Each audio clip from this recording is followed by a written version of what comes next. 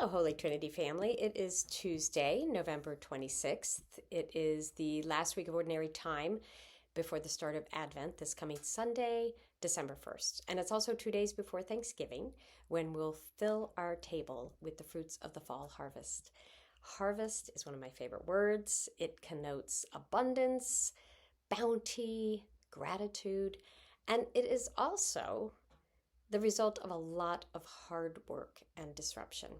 I know this because, in part, I know this because I've been watching my husband Peter plant a wildflower garden, try to create that in this little patch of ground in the Shenandoah Valley. And first he studied which flowers will like it there, what plants are going to get in the way of their growing. Then he took a rototiller and he just churned up that ground. He just tore it up completely. And then he sowed so many teeny tiny seeds, which I helped with because that was the easy part. He set up a sprinkling system, and now he's carefully watching the weather so he knows the perfect day to turn off the water. And every time we're out at our mountain cabin in the Shenandoah Valley, he painstakingly pulls up grass, sometimes literally blade by blade, because it might be choking off the wildflowers. So this year we saw some little flowers come out. I think next year we'll have enough to fill a vase, and so on. But I want to focus on that stage of the process that I mentioned with the rototiller, when he tore up the ground. It kind of reminds me of cleaning out a closet. So my friend Mary says you have to make trouble to solve trouble, cause trouble to solve trouble. So if you want an orderly closet, you got to pull everything out. A necessary step toward ultimately reaping the harvest of a vase of wildflowers or an ordinary closet, or let's say a new world order, is causing trouble, pulling things out, churning things up. Pierre de Chardin's poem, Patient Trust, counsels us not to skip over that stage of instability, which he says all progress that is made must pass through. And we want to skip over it. We want to skip over the intermediate stages, as he says, on the way to something unknown, something new.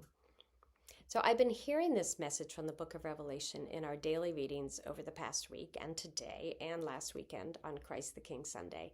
And instead of this apocalyptic literature sounding frightening to me and confusing, as it usually does, in this season I'm finding it strangely comforting and hopeful.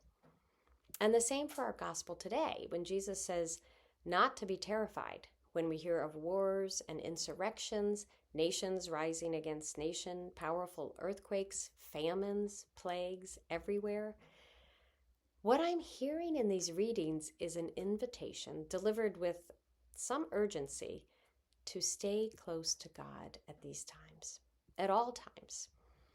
So whatever you are going through at this time, whether you're in the midst of a period of personal instability or loss, of disorientation, of the ground being shaken, churned beneath you, whether you're experiencing a collective sense of disruption and distress due to our political climate, or whether you're experiencing grief due to nations rising against nations, earthquakes, famines, plagues everywhere, know that this is not the end. John Lennon or someone else said, everything will be okay in the end. If it's not okay, it's not the end. Julian of Norwich said it a little more poetically, all will be well, all will be well, all manner of things will be well.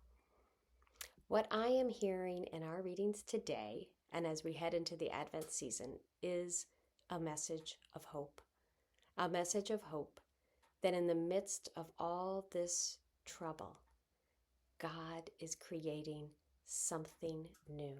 It's already being created, a new creation.